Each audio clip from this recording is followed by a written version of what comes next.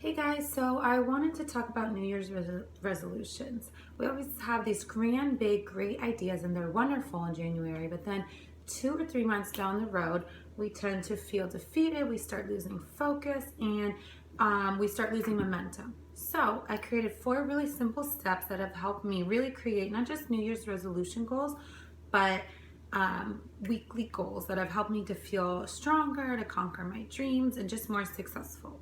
So the first one is break your goals into teeny bite-sized steps. Okay, it sounds simple, but a lot of times we go into January with these huge grand ideas and they're wonderful.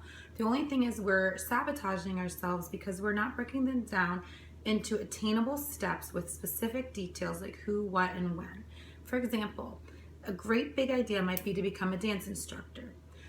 Break that down into simple steps, weekly, bi-weekly, whatever you want to do, monthly, but make sure they're attainable. So if I want to be a dance instructor, I might say the first step is to go to 2 Zumba classes Tuesdays and Thursdays in DC. That's a very small step that will lead me to my goal. The next step might be go to a salsa class in DC on Friday.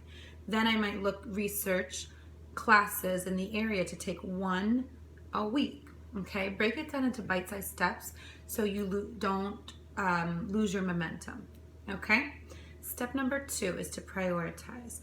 We go in, and a lot of times I will skim the surface on all these great goals, but without really aligning them to your career, to your values, to your passions, to things that are really important to you, they're not going to be useful.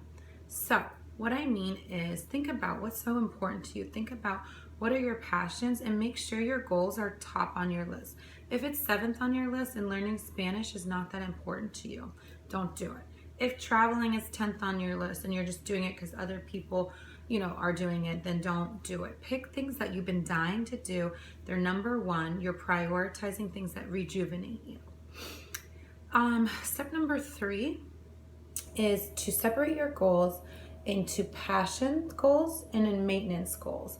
Maintenance goals are your everyday to do that we all hate doing. So like laundry, maybe you need to clean out your apartment, you need to clean out your closet, you need to switch your health care.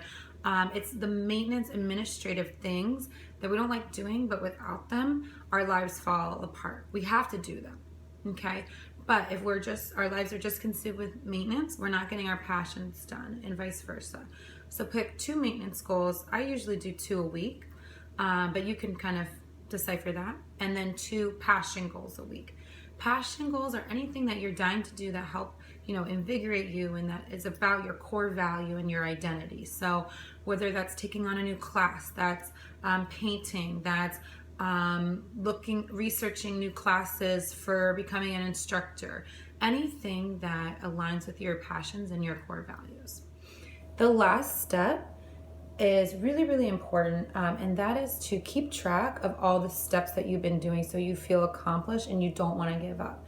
So a lot of times we were like, okay, why didn't I do more? Think about what you have done. Write it down. This week you did X, Y, Z. I always create a list in Word, and that way I can look back, and for the whole year I can see what I've done. And each week I do it. So that way I see, okay, I really have had momentum. I've done little tiny things that are helping me get to the big end finished goal.